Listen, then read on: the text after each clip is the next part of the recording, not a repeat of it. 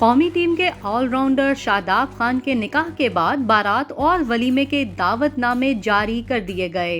گزشتہ ہفتے شاداب خان کا نکاح سابق کوٹ سکلین مشتاق کی صاحبزادی سے ہوا تھا، جس کی اطلاع شاداب نے اپنے مداحوں کو ٹویٹر پر دی تھی۔ اپنے ٹویٹ میں شاداب نے لکھا کہ الحمدللہ آج میرا نکاح تھا، یہ میری زندگی کا بہت بڑا دن تھا اور آج ایک نئے باب کا اضافہ ہوا ہے۔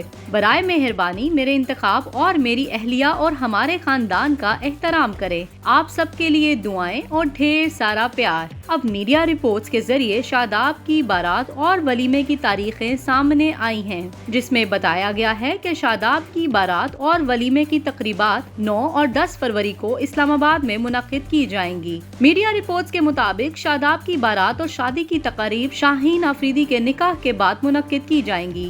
واضح رہے کہ شاہین کا نکاح سابق کپتان شاہد آفریدی کی بیٹی انشا آفریدی سے 3 فروری کو ہوگا۔